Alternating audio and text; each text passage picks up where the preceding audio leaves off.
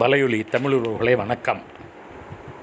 Sangh Parivar, BJP, மத வெறுப்பு, சாதிய வெறுப்பு, தீண்டாமை பின்பற்றுதல், அதுவும் நியூ அன்டச்சபிலிட்டி, நவீன தீண்டாமையை பின்பற்றுவதிலே பிஜேபி எப்போதுமே மிகவும் நுட்பமாக இருக்கும்.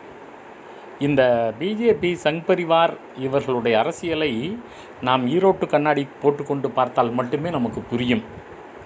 இந்த சிக்கலை பற்றி கூட இன்றைக்கு விடுதலை மட்டும்தான் எழுதுகிறது. ஆசிரியர் வீரமணி அவர்கள் மட்டும்தான் இதை பற்றி பேசுகிறார்.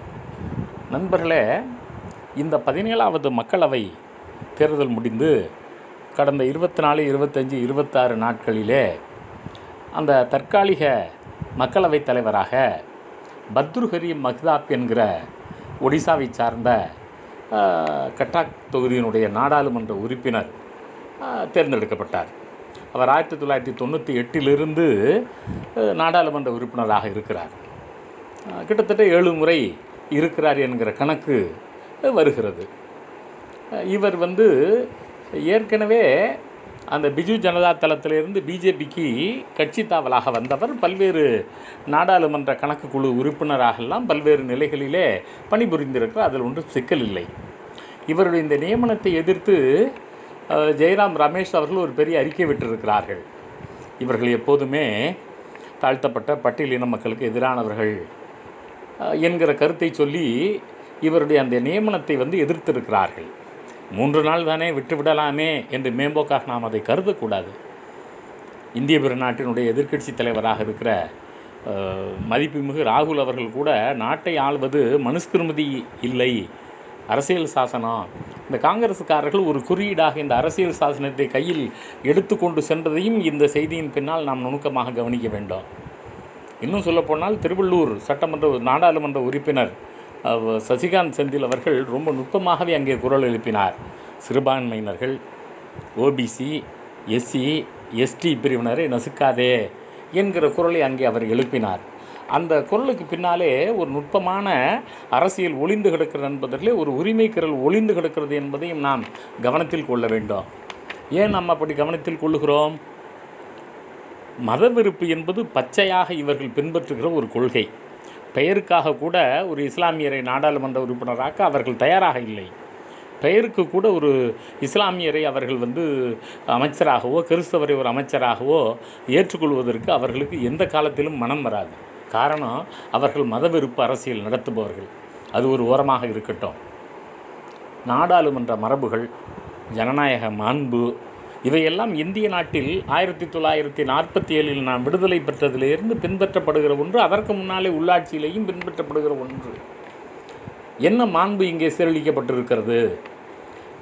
கிட்டத்தட்ட 1989 நாடாளுமன்ற உறுப்பினராக, அதாவது இந்த ஒடிசாவினுடைய பத்ருஹரி மஹ்தாப்புக்கு 10 ஆண்டுகளுக்கு முன்னாலே அரசியலிலே நாடாளுமன்ற உறுப்பினராக நுழைந்தவர் தான் கேரள மாநிலம் மாவேலிக்கரை நாடாளுமன்ற உறுப்பினர் கொடிக்குன்னில் சுரேஷ் என்பவர். அவர் காங்கிரஸ் கட்சியை சார்ந்தவர், பட்டியலினத்தை சார்ந்தவர். ஒரு தாழ்த்தப்பட்ட அல்லது பட்டியலினத்தை சார்ந்தவரை மக்களவைத் தலைவராக வைத்துக் கொள்வதற்கு இந்த சங் பரிவார் விரும்புமா? இவர்கள் ஏற்கனவே ராமர் கோயிலுக்குள்ளே இப்போ பழங்குடியின குடியரசுத் தலைவரை அனுமதிக்காதவர்கள், புதிய நாடாளுமன்றத்தில் அனுமதிக்காதவர்கள், ஏற்கனவே பட்டியலினத்தை சார்ந்தவர் கோவிலில் சென்றார் என்பதற்காக பூஜை புனஸ்காரம் செய்த தீண்டாமையினுடைய ஒட்டுமொத்த உருவமாக இருக்கக்கூடியவர்கள் தான் இந்த RSS, சங் பரிவார், பிஜேபி கட்சியினர் என்பதை நாம் மறந்துவிடக்கூடாது. அப்போது இந்த கொடிக்குன்னில் சுரேஷ் அவர்கள் ஒரு பட்டியலினத்தை சார்ந்தவர், காங்கிரஸ் கட்சியை சார்ந்தவர் என்பதற்காக நீங்கள் அவரை தற்காலிக சபாநாயகராக அல்லது தற்காலிக அவைத்தலைவராக நியமிக்காமல் மிகப்பெரிய தவறு என கேரளாவினுடைய முதலமைச்சராக இருக்கிற பினராயி விஜயன் அவர்கள் கண்டனம் தெரிவித்திருக்கிறார். இதில் நுட்பமாக கவனிக்கணும். அங்கே எல்லோருமே, ஆளுங்கட்சி எதிர்க்கட்சி எல்லோருமே பிஜேபியை பொறுத்தவரை எதிர்க்கிறார்கள். இதை நாம் கவனத்தில் கொள்ளுகிறோம் நண்பர்களே. அப்போ இந்த 17வது மக்களவை தொகுதியில் அந்த மக்களவை பதவி பிரமாணம் நடந்தபோது இப்பொழுதே இவர்கள் கணக்கை தொடங்கிவிட்டார்கள், இந்தியா கூட்டணியை சார்ந்தவர்கள். அதையும் நாம் நுணுக்கமாக கவனிக்கிறோம். விடுதலை நாளிதழ் கடந்த 2-3 நாட்களாக இதை பற்றி எழுதி கொண்டிருக்கிறது. தமிழர்கள் அவசியம் விழிப்புணர்ச்சி பெற படிக்க வேண்டிய நாளிதழ் விடுதலை என்பதை மறந்துவிடக்கூடாது. இதே பிஜேபி என்ன செய்கிறது, கொடிக்குன்றில் சுரேஷ் அவர்களையும் நம்முடைய திராவிட முன்னேற்றத்தில் அந்த டிஆர் பாலு அவர்களையும் நீங்கள் 2 பேரும் தற்காலிக துணை அவைத்தலைவராக இருங்கள், இன்னொரு 3 பேரை சேர்த்து கொண்டு இருக்கிறார்கள். ராதா மோகன் சிங், பகன் சிங் குலஸ்தே, இன்னும் மேற்கு வங்கத்தை சார்ந்த பத்தோப்யாயா என்கிற ஒருவர். இப்படி இவர்களையெல்லாம் இவர்கள் சொன்னபோது இவர்கள் இருவரும் அந்த பொறுப்பை ஏற்க மறுத்து விட்டார்கள். எடுத்தடிப்பிலேயே அவர்கள் எதிர்த்திருக்கிறார்கள். அதற்கு காரணம் என்ன?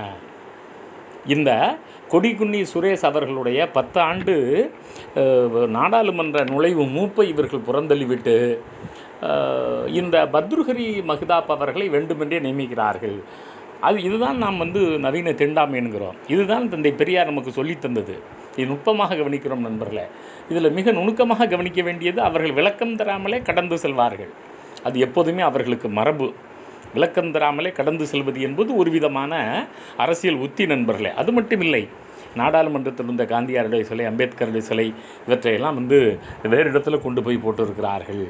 மொத்தத்தில் இவர்கள் பேசுவது ஒன்று, இடை பேணுவது ஒன்று என்கிற நிறையில் தங்களுடைய பணியை தொடர்கிறார்கள். பேசுகிற போது நாங்கள் இடஒதுக்கீடுக்கு எதிரானவர்கள் அல்லர் என்பார்கள். ஆனால் அவர்களுடைய கட்சி கொள்கையில் இடஒதுக்கீடு கூடாது என்று கொண்டிருப்பார்கள். பேசுகிற போது நாங்கள் சிறுபான்மையினருக்கு எதிரானவர்கள் இல்லை என்பார்கள். ஆனால் உள்துறை அமைச்சர் என்ன பேசுவார்? இவர்களுக்கு ஓட்டுரிமையை நாங்கள் பிடுங்குவோம், சொத்துரிமையை நாங்கள் பிடுங்குவோம் என கட்சியினுடைய உள்கூட்டத்தில் பேசுவார். ஒட்டுமொத்தத்தில் இவர்கள் இரட்டை நாக்குடையவர்கள் என்பதை விட மத வெறுப்பாளர்கள், சிறுபான்மை வெறுப்பாளர்கள், பழங்குடி வெறுப்பாளர்கள், பட்டியலின வெறுப்பாளர்கள், ஓபிசி இடஒதுக்கீடுக்கு எதிரானவர்கள் இவர்கள் என்பதை நாம் கவனத்தில் கொள்ள வேண்டும். அந்த வகையில் ஒரு மிகப்பெரிய விதிமீறல் நடந்திருக்கிறது. இவர்கள் தொடர்ந்து விதிமீறலை செய்யக்கூடியவர்கள், செய்வார்கள். நாம் நுணுக்கமாக கவனிக்காவிட்டால் இந்த இந்திய நாடாளுமன்றத்தினுடைய ஜனநாயக மாண்புகளை குழி தோண்டி புதைப்பதிலே இவர்கள் வல்லவர்கள் என்பதை நாம் மறந்துவிடக்கூடாது.